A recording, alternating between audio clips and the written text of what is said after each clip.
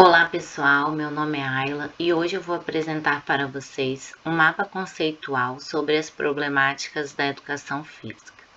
Durante a disciplina foram estudadas 6 problemáticas que afetam os professores de educação física diretamente na prática pedagógica.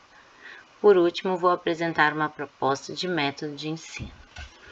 Dentro dessas problemáticas, nós elencamos durante a disciplina e a leitura dos textos, atuações docentes,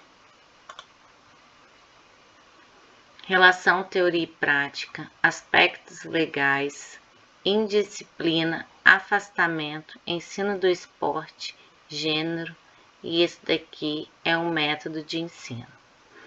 Começando pelas atuações docentes, nós temos as práticas tradicionais, as quais são entendidas como forma de trabalho, que tem como centralidade o ensino do esporte na perspectiva do esporte de rendimento.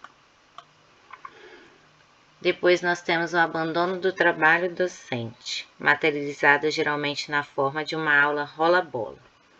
A principal característica desta forma de atuação é a falta de intervenção do professor durante a aula. Por último, nós temos as práticas inovadoras, caracterizadas pelo empenho de ensinar conteúdos específicos da disciplina, em direção a uma educação física pautada pelos parâmetros de um componente curricular. Dentro dessas atuações docentes, nós temos 4 dimensões de análise. A primeira corresponde ao processo de transformação da área, a qual as mudanças impulsionadas na nossa área a partir da década de 80 tiveram impacto incontestável no discurso legitimador da educação física escolar. As mudanças foram tantas e tão intensas que ficou muito difícil para grande parte dos docentes compreendê-las e implementá-las. Segunda dimensão, nós temos as condições objetivas de trabalho, o qual, além dos problemas de condições objetivas de trabalho comuns ao conjunto de docentes, os professores de educação física têm alguns que lhes são particulares, como infraestrutura e material didático. Uma outra dimensão de análise é a cultura escolar e a sua relação com a disciplina. Dentro dela, nós elencamos 3 categorias: a invisibilidade do conhecimento disciplinar, o caráter funcional do abandono do trabalho docente nas aulas de educação física e as hierarquias dos saberes escolares. E por último, nós temos as disposições sociais do professor atualizadas no contexto de trabalho. Dentre essas disposições, os professores têm a reflexibilidade, enfrentar as dificuldades e a imobilidade. Outra problemática é a relação teoria e prática, vinculada ao ensinar a fazer, relacionada à perspectiva tradicional da educação física, na qual não cabia o ensino de conceitos sobre as práticas corporais, e sim o ensino dos movimentos, a vivência desta prática. Sobre o ensinar sobre o fazer, o movimento renovador impulsionou mudanças em diversas dimensões, e a cultura corporal de movimento, o saber sobre o movimentar-se humanos, passa a ser entendido como um saber a ser transmitido e discutido nas aulas de educação física.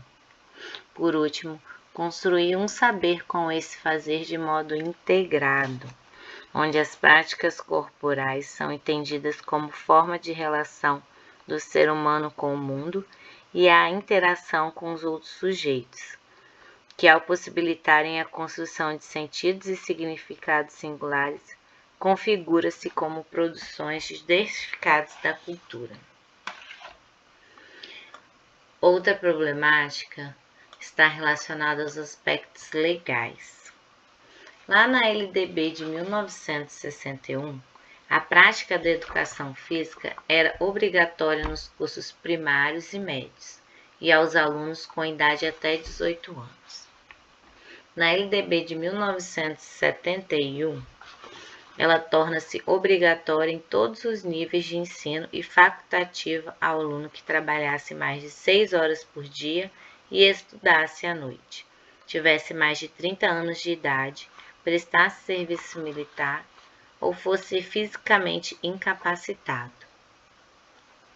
No decreto número 69.450, a educação física é vista como atividade. Na Lei número 6.503, mais 2 alíneas foram incorporadas e facultavam a prática das aulas de educação física ao aluno de pós-graduação e à mulher com prole. Na Lei número 9.394 de 1996, a educação física integrada à proposta pedagógica da escola é componente curricular. E em 2001 foi alterado o texto do artigo 26 em seu parágrafo 3º, incluindo o termo obrigatório à frente da expressão componente curricular. Na Lei nº 10.793 de 2003, ela passa a ser facultativa ao aluno que cumpra a jornada de trabalho igual ou superior a 6 horas, maior de 30 anos de idade, que estivesse prestando serviço militar inicial ou que em situação similar estiver obrigado à prática da educação física, e amparado pelo Decreto-Lei número 10442 de 21 de outubro de 1969, e a mulher que tenha prole. Com relação à indisciplina, os professores explicam a disciplina como um problema individual, de família e da comunidade. Já os estudantes apontam a escola como causa do problema, em particular aulas desinteressantes, professores que não estão muito preocupados com a aprendizagem dos alunos e até mesmo casos de bullying. Como proposta, nós temos o modelo de responsabilidade pessoal e social para combater a indisciplina nas aulas de educação física. Esse modelo trata-se de uma proposta de intervenção pedagógica por meio de práticas corporais criada por Donald Wellison na década de 90. O objetivo dessa proposta é o desenvolvimento de valores pessoais e sociais em aulas centradas no ensino de práticas corporais. Outra proposta é o futebol calejeiro. Trata-se de um movimento de educação popular que tem assumido o esporte e o lazer como espaço de desenvolvimento da juventude. Com relação ao afastamento, nós temos o problema da repetição dos conteúdos, ou seja, a falta de diversidade dos conteúdos, em especial a prevalência dos esportes, aparece como um dos motivos para a perda de interesse e afastamento dos alunos nas aulas de educação física.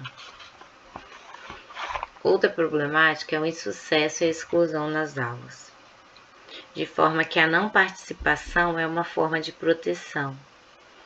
As aulas de educação física são um momento de exposição do corpo e do nível de habilidade do aluno e, consequentemente, do julgamento dos colegas.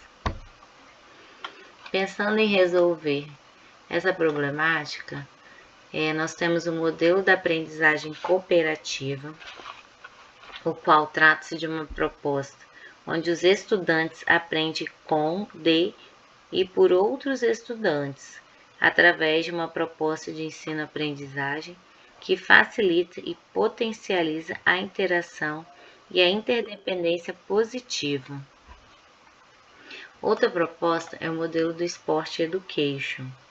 Trata-se de uma proposta didática que busca ressignificar o papel dos alunos nas aulas, fazendo com que se sintam responsáveis pela própria aprendizagem e dos seus colegas, bem como pelo andamento das atividades como um todo.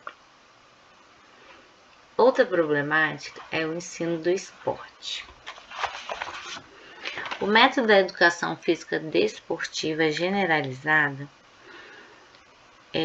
ocorreu após a Segunda Grande Guerra Mundial, coincidindo no Brasil com o término do governo ditatorial de Getúlio Vargas, o denominado Estado Novo.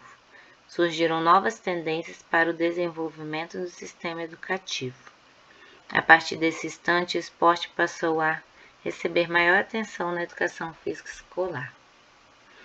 O período higienista e militarista proporcionava os aspectos biológicos e o fortalecimento do corpo.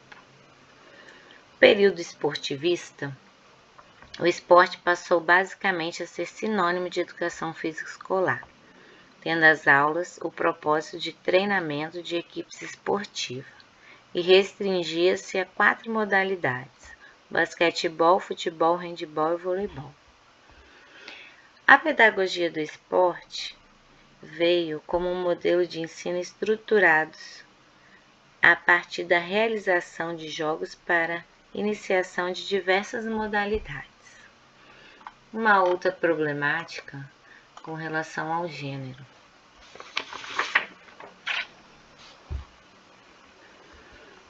A construção cultural do corpo, nesse sentido, o corpo feminino tem a construção cultural diferente quando comparado com o corpo masculino, resultando em uma diferenciação no desempenho entre meninos e meninas. Já as diferenças socioculturais, reconfiguradas na medida em que as experiências ofertadas aos meninos e às meninas passem a levar em consideração o critério de equidade de gênero, igualdade de direitos e oportunidade de acesso às mesmas experiências nas aulas. As aulas mistas, elas são importantes, pois contribuem para um ambiente de respeito mútuo e de solidariedade. Como proposta de intervenção que evitem a desigualdade de gênero e respeito à diversidade. É importante proporcionar atividades que articulem 2 eixos norteadores, um orientado para a sensibilização e o outro para a vivência de situações inclusivas. Por último, como método de ensino, os temas geradores, no qual Paulo Freire iniciou práticas que revolucionaram a educação de adultos no Brasil com o movimento da cultura popular no ano de 1961. Os métodos de ensino com o uso de temas geradores são trabalhados inversamente às práticas, às propostas tradicionais. Mais do que palavras, os temas são objetos de conhecimento que deverão ser interpretados e representados pelos aprendizes, no qual o educando é o sujeito central do processo educativo. Essa proposta faz com que os alunos tenham um senso crítico, proporcionam a interdisciplinaridade de várias áreas do saber, no qual se entrelaçam em uma problemática estudada. Promove autonomia, onde o próprio aluno deverá reconhecer as limitações do conhecimento de senso comum e a necessidade de aprimorar, tornando assim o ensino mais significativo, onde todo o processo educativo se configura em torno de situações, problemas reais, as quais ganham corporeificação por meio da reflexão crítica ancorada pela teoria. O contexto é o ponto de partida e o ponto de chegada do trabalho pedagógico. Desta forma, eu encerro as problemáticas da educação física da disciplina 1 da turma do PROEF.